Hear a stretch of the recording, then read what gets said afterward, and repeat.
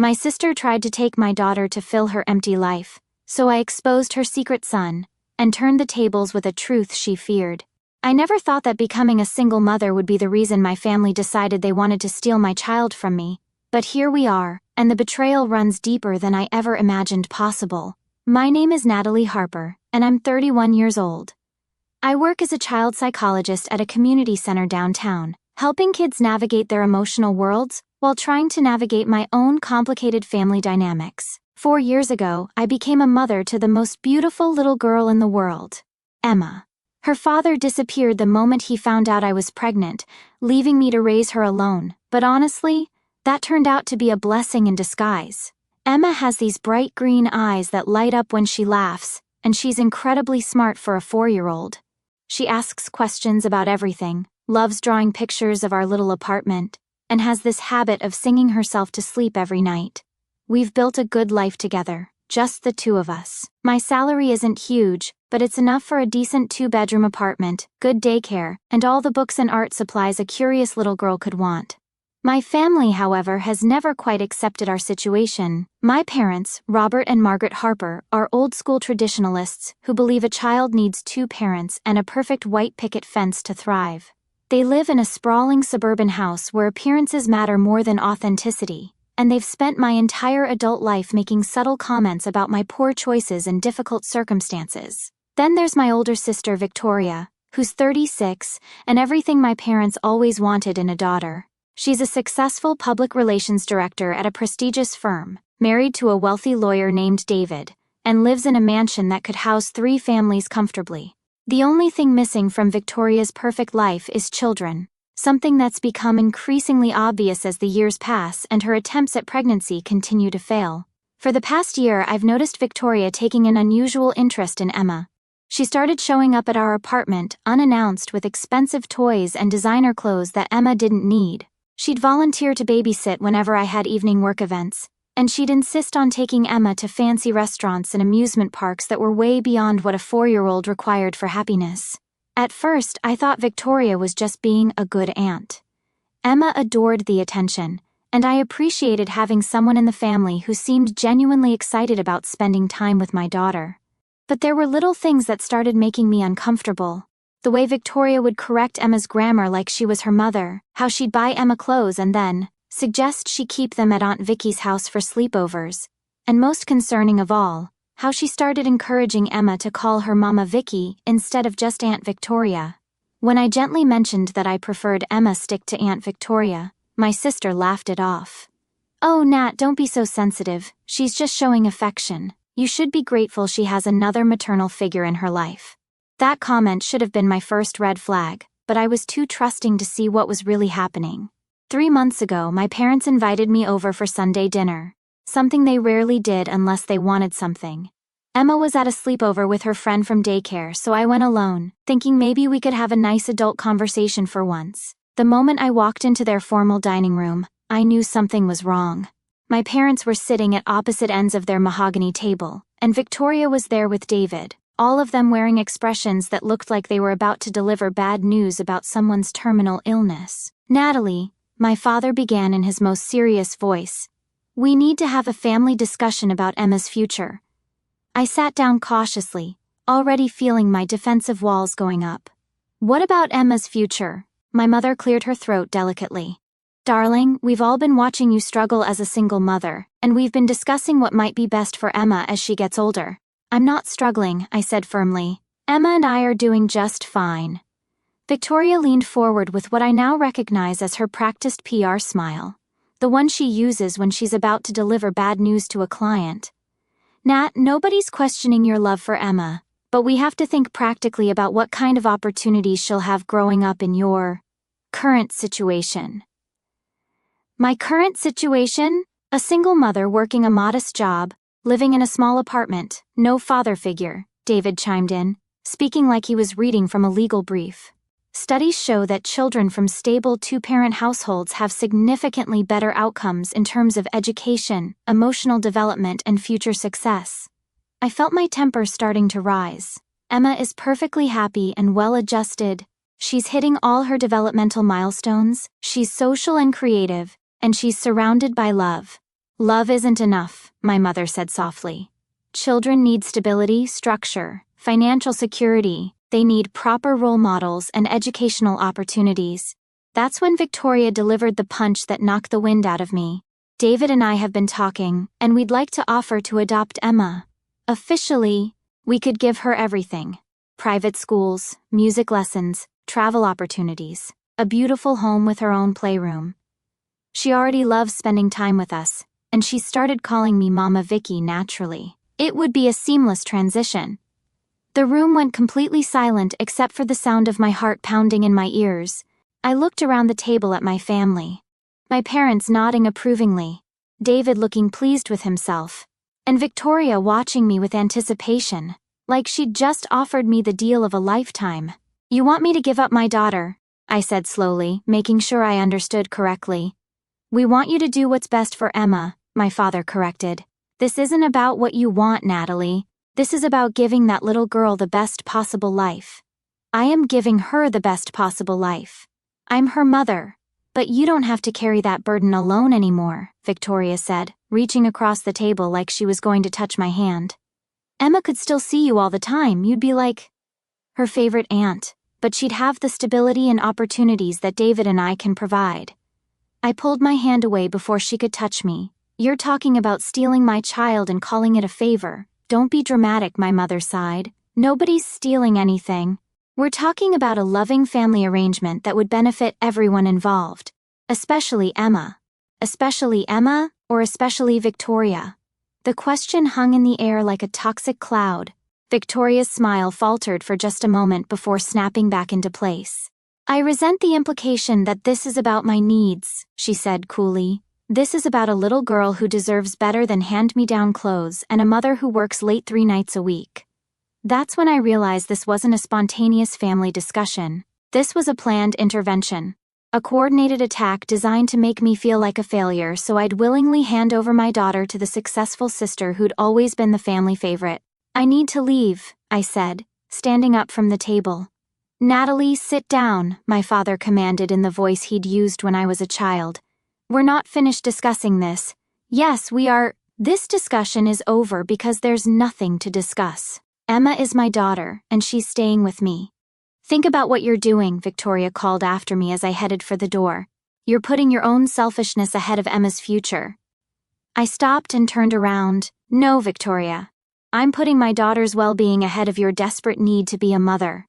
The look that flashed across her face in that moment was pure hatred, and I knew I'd just declared war. Over the next few weeks, my family launched what I can only describe as a psychological warfare campaign, designed to break me down and make me doubt my ability to be a good mother. It started small. My mother would make comments about how tired I looked when I picked Emma up from their house, or how Emma seemed clingy and insecure compared to other children her age. Then Victoria started escalating her involvement in Emma's life. She began showing up at Emma's daycare to pick her up, claiming I'd asked her to help out because of my demanding work schedule. When I confronted the daycare director, she said Victoria had been very convincing and had even brought official-looking paperwork that seemed to authorize her to collect Emma. I immediately removed Victoria from Emma's emergency contact list and informed the daycare that under no circumstances should my daughter be released to anyone other than me without explicit written permission. The director seemed surprised by my vehemence, which made me realize Victoria had probably been painting a picture of me as an overwhelmed single mother who was grateful for family help. The manipulation got more sophisticated from there.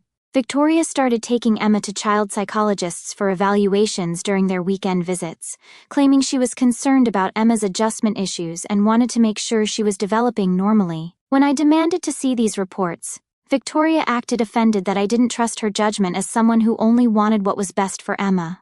My parents began making comments about how Emma seemed more settled and well-behaved after spending time at Victoria's house, implying that my parenting style was somehow chaotic or insufficient. They'd make these observations right in front of Emma, who started asking me questions like, "Mommy, why don't we have a big house like Mama Vicky? And why don't I have a daddy like other kids?" The worst part was watching Emma become confused about her place in our family. Victoria had been so consistent in treating her like her own daughter that Emma started expecting the same level of luxury and attention from me. When I couldn't afford the expensive toys and outings that Victoria provided, Emma would ask why I didn't love her as much as Mama Vicky did. I realized I was losing my daughter to a carefully orchestrated campaign, designed to make Victoria look like the better mother and me like the inadequate one. Every time I tried to set boundaries or push back against their interference, I was painted as the selfish, unstable single mother who was putting her own needs ahead of her child's welfare. That's when I discovered they'd been consulting with a family lawyer. I found out by accident when Emma came home from a weekend at Victoria's house and casually mentioned that the nice man with the briefcase had asked her lots of questions about whether she was happy at Mommy's house or Mama Vicky's house. Emma thought it was a game, but I recognized it for what it was: preparation for a custody battle. I spent that entire night researching family law and making frantic phone calls to legal aid organizations. What I learned terrified me. Victoria and David had significant financial resources, a stable marriage, and a beautiful home. On paper, they looked like the ideal family, while I looked like exactly what I was: a single mother working a modest job and living paycheck to paycheck. Worse, they had months of documentation showing their concern for Emma's welfare and their willingness to help an overwhelmed single mother. The psychological evaluations Victoria had arranged could be used to suggest that Emma was struggling in my care and thriving in theirs. The expensive gifts and outings could be presented as evidence that they could provide opportunities I couldn't. I was trapped in a nightmare where everything I'd done to be a good mother, working hard to support us, maintaining our independence, refusing to burden my family with requests for help, was being twisted into evidence that I was an unfit parent. But I wasn't going down without a fight. The first thing I did was hire a private investigator. It cost money I couldn't afford, but I needed to know what I was really dealing with. If my family was willing to go to these lengths to take Emma away from me, there had to be more to this story than Victoria's sudden maternal instincts. What he found changed everything. Victoria hadn't always been the perfect childless career woman she pretended to be. When she was 18 years old and a freshman in college, she'd gotten pregnant and had a baby. A son she'd given up for adoption without telling our parents or anyone else in the family. The adoption had been arranged through a private agency, and Victoria had gone to great lengths to keep it secret, even transferring to a different college to avoid questions about her temporary absence. The investigator found records showing that Victoria's son, now 18 years old, had been trying to locate his birth mother for the past 2 years. He'd hired his own investigator and had traced Victoria's identity through DNA testing and adoption records. More importantly, he'd been trying to contact her through social media, email, and even showing up at her office building. Victoria had been ignoring all of his attempts at contact, but the pressure was mounting. Her son had started posting on social media about his search for his biological mother, including details that anyone who knew Victoria well would recognize. It was only a matter of time before someone connected the dots and her secret was exposed. That's when I understood what was really happening.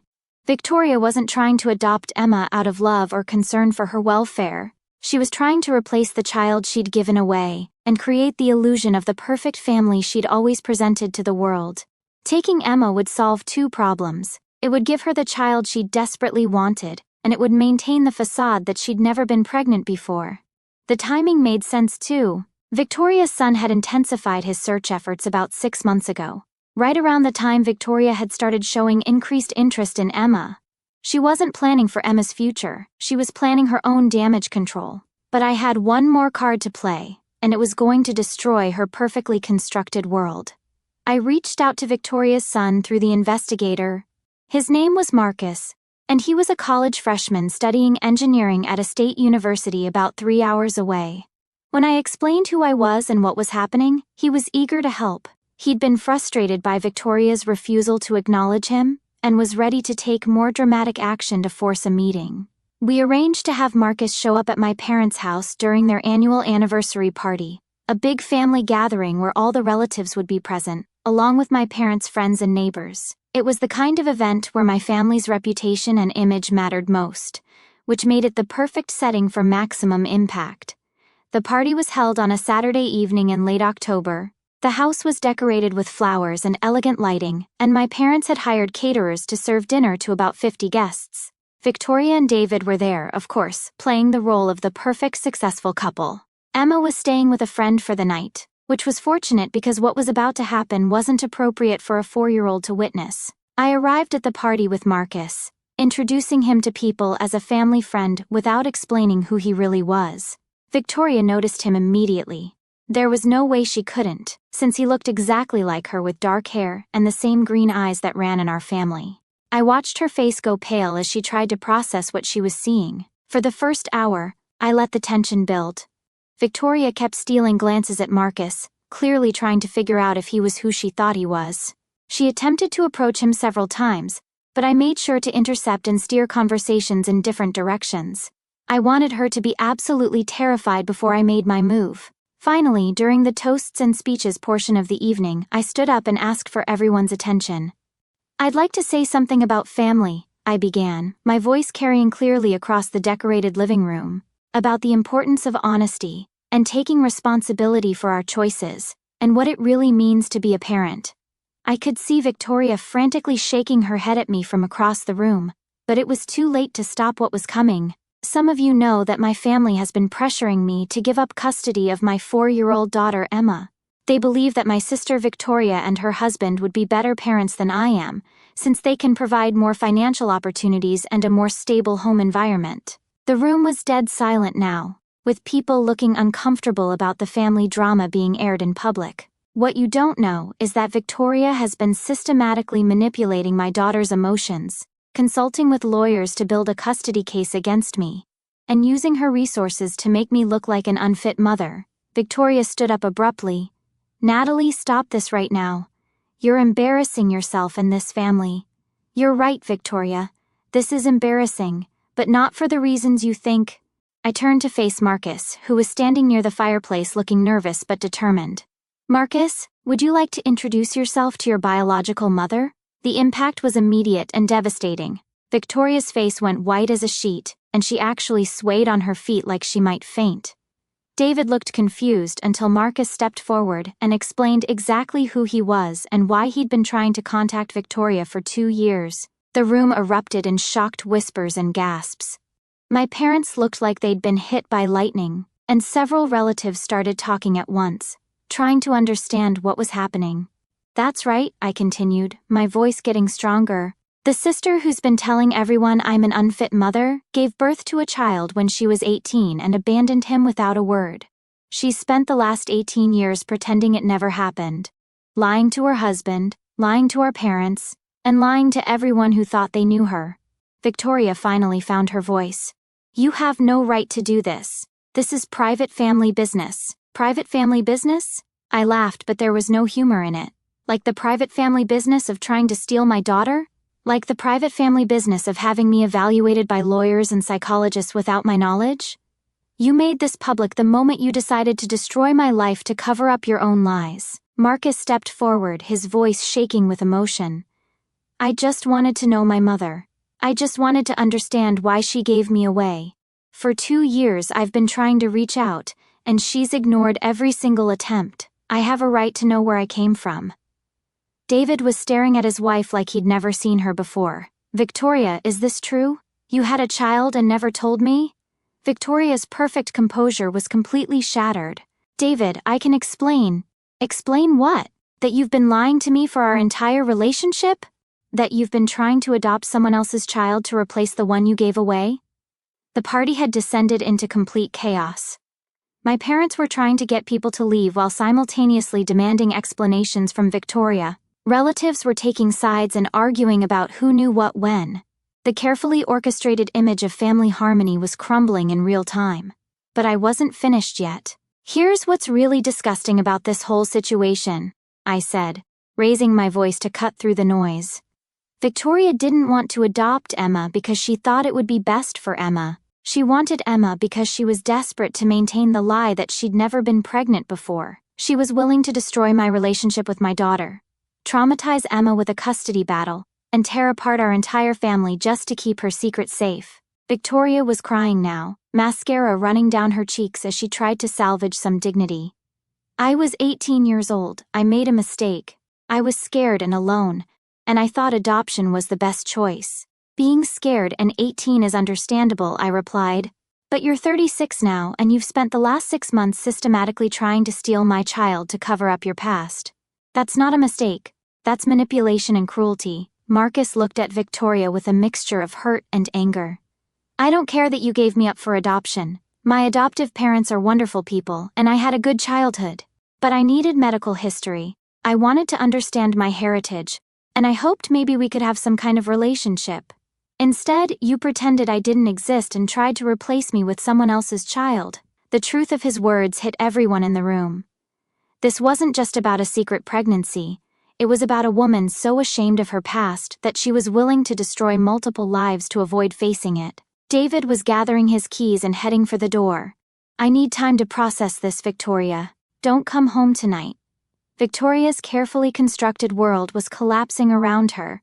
Her marriage was falling apart. Her family was furious. Her secret was exposed to everyone who mattered in her social circle, and the son she'd been trying to avoid was standing right in front of her demanding acknowledgement. But the most important thing was that her plan to take Emma away from me was completely dead in the water.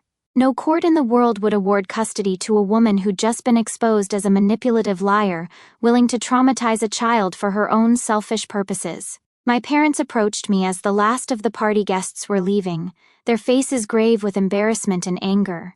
Natalie, my father said heavily, this could have been handled privately. Like you handled your attempt to take my daughter privately? I shot back. You don't get to be outraged about public embarrassment when you were planning to embarrass me in family court. My mother was crying softly. We thought we were doing what was best for Emma. No, you thought you were doing what was best for Victoria. And now everyone knows exactly what kind of person she really is. I turned to Marcus, who was still standing awkwardly near the fireplace.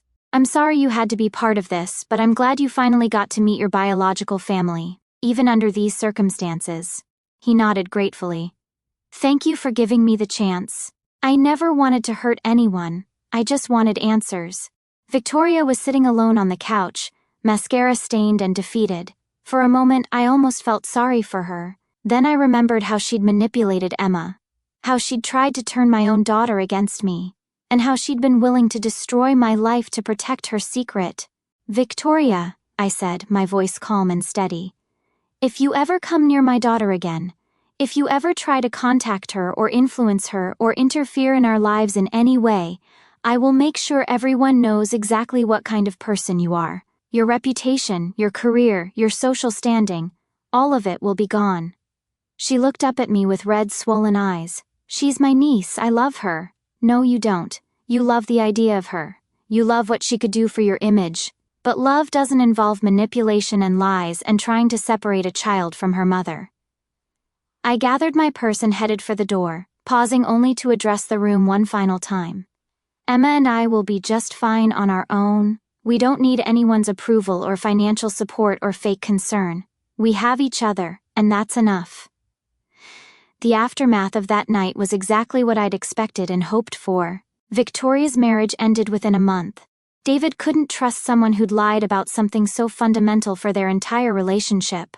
Her career took a major hit when word spread through her professional network about the family scandal. Several clients dropped her firm, citing concerns about her judgment and integrity. My parents eventually came around, though it took several months of difficult conversations and family therapy sessions. They had to confront the fact that they'd been willing to support taking a child away from her mother based on classist assumptions about what made a good family. The process was painful but ultimately healing for our relationship. Marcus ended up staying in touch with our family, building relationships with his biological grandparents and extended relatives, while maintaining his strong bonds with his adoptive family. Victoria eventually agreed to meet with him, but their relationship remained distant and complicated. Most importantly, Emma was completely protected from the worst of the drama. She knew that some family members had disagreed about where she should live, but she never doubted that she belonged with me. The confusion Victoria had created by encouraging Emma to call her Mama Vicky gradually faded as we re-established clear boundaries and Emma's security in our relationship. 6 months later, I received a letter from Victoria. In it, she apologized for her actions and acknowledged that she'd been trying to use Emma to fix problems in her own life, rather than thinking about what was actually best for my daughter. She also thanked me for forcing her to confront Marcus and begin the process of dealing with her past honestly. I never responded to the letter. Some apologies come too late to matter, and some betrayals are too deep to forgive.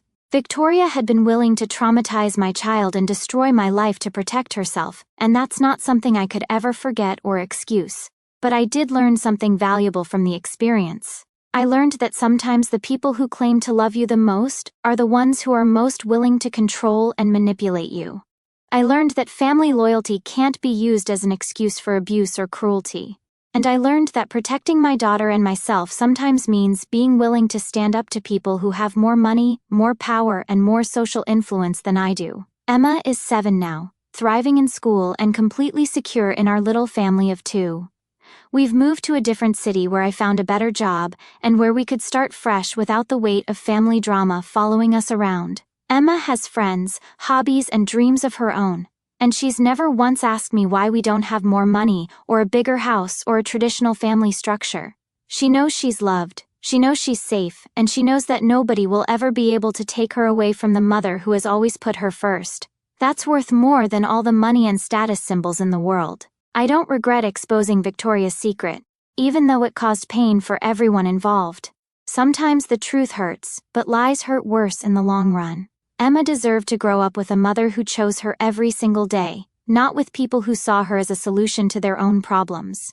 The last time someone asked me if I ever wondered what would have happened if I'd given Emma to Victoria, I told them the truth. I never wonder about that, because it was never really an option. Being Emma's mother isn't just what I do, it's who I am. And no amount of manipulation, pressure, or family politics could ever change that fundamental truth.